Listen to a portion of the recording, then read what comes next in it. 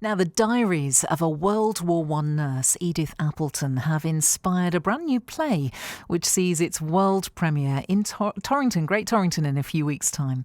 Edie's War tells the story of an amazing woman who volunteered on the front lines after 2 years of nursing in Crediton.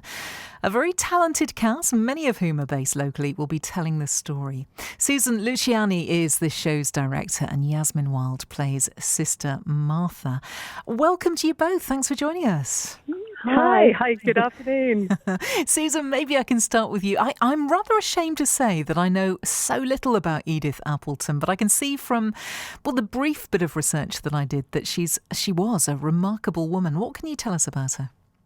Well, she was actually not from this part of the world. She she grew up in Kent and nursed for quite a number of years before coming to Crediton, and then nursing there for 2 years. And then the First World War broke out, and she signed up straight away and initially went to France.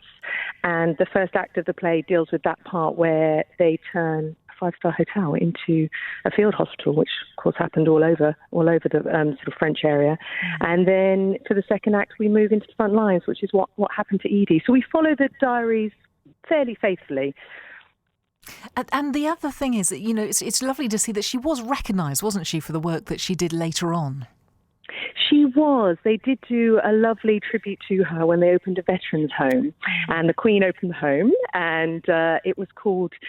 It was named after her, the home, which was lovely. But like so many of these stories, there were brilliant nurses out there doing incredible work, and we don't hear very much about them. We hear lots about the soldiers, and we've had a lot of stories and films and plays and books all about that part. But I'm so excited to bring the female heroine story to our play here in Devon. It's wonderful. And we know that this play was written by Lloyd Malcolm, who is an Olivier Award-winning playwright. And it sounds as though there was a wealth of material to work from, because it is taken from her war diaries. That's right. And they did a lot of research. So not only did Morgan go through the war diaries, which I read 5 years ago, and sent the book to her and said, "This is fantastic. Let's do this as a play. This totally works." And I was very lucky to go into development at that point, which helped us build the script then.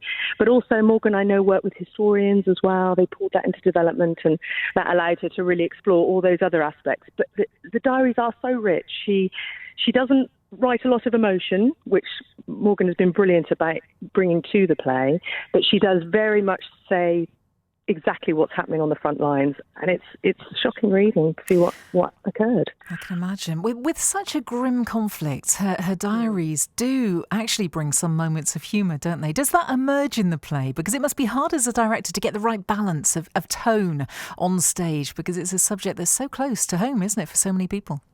What's so lovely about the way Morgan writes, she is fantastic at flipping between the tragic and the comic.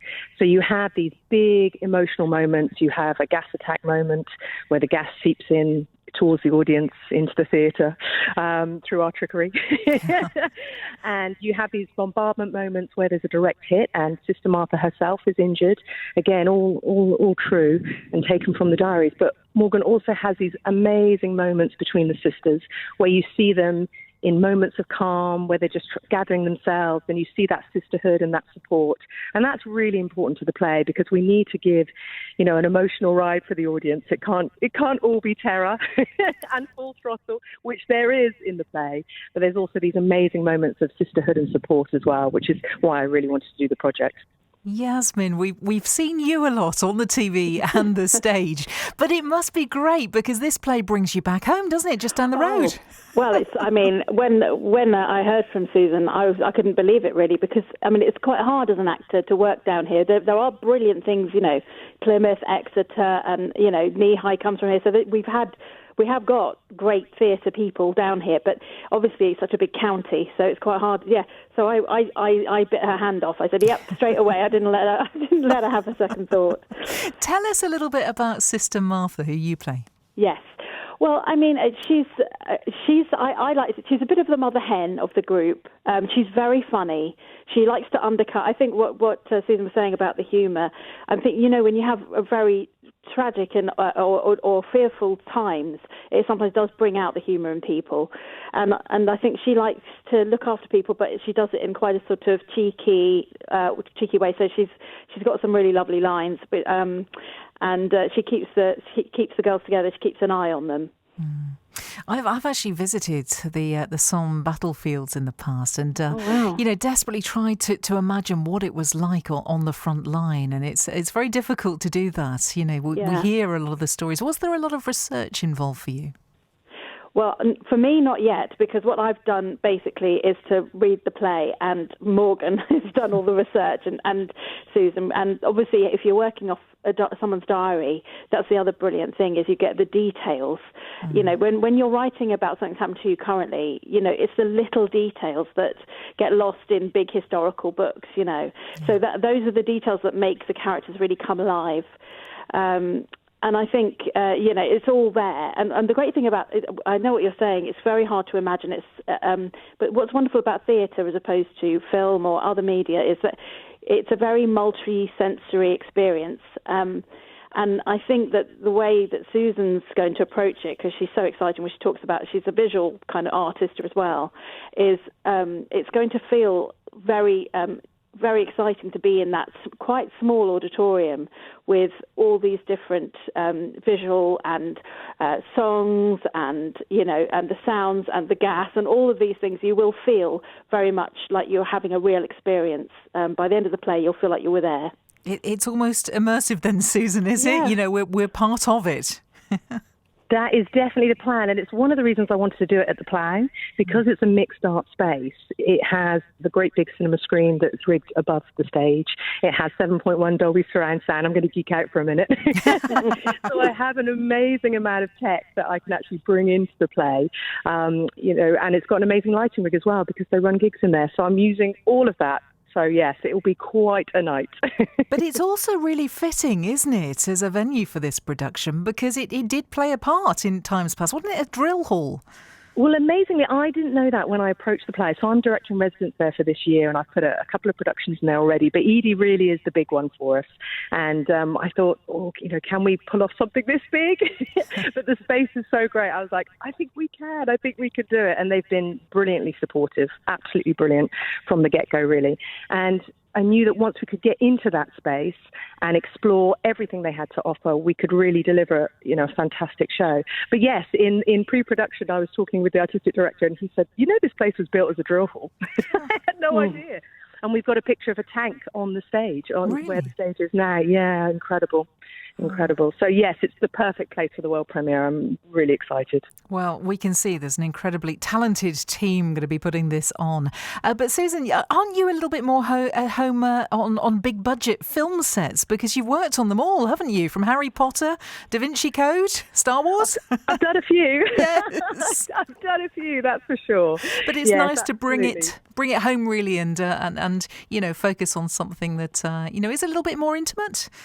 Well, I think for me, it's incredible, because the Plough, is 10 miles from my house, and it's the perfect theatre for me, because I put a lot of film elements into my theatre work. We'll be running film scenes interacting with the stage play action as well for this show. So, yes, it's like the perfect spot, just right here in the middle of Devon. Who'd have thought it? Yasmin, we know that the world premiere then at the Plough on the 15th through to the 18th of June. What's going to happen afterwards? Are you going to be touring? Well, I think with new work like this, you often have to sort of do well, we're lucky to be able to mount it, because sometimes it's just a workshop production, but this is like, we're going to be all out to do this in 3 weeks, but we will have a show at the end of this. And I think then it is the next stage, which I'm sure Susan is already thinking about, is finding venues, finding the right home for it. Because we would want theatres that can cope with, as she said, about the Plough having all these different elements that we need. So I definitely think it will have a life. It's a really beautifully written play, and it's funny, which always makes a difference, and it's a new story that people haven't heard. How many in the cast? Oh, It's growing by the day, actually. The chorus is growing.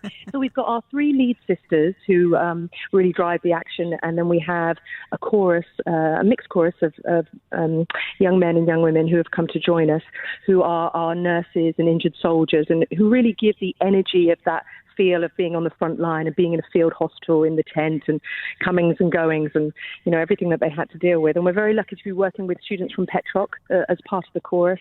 And our matron is coming down from London to get them shipshape for the show, which is wonderful. So, yeah, all in all, we've got about 10 people on stage, so it's not a small show. So a lot of hard work for you to get this into shape, you know, for the 15th of June. Couple of weeks left, you'll do it? That's it. Oh, yes, definitely. We're on our way. Oh, it sounds like an amazing project. I'll let you get back to rehearsals, all right? Oh, thank you so much. Thank you for joining us. I wish you all the very best with it. I know it's going to be great. Thank you so much. Bye-bye. Take care. Bye-bye. Susan Luciani and Yasmin Wild, who are bringing Edie's War to the Plough Arts Centre in Torrington. This is the world premiere, and it's happening from the 15th of June. Tickets, of course, from the box office.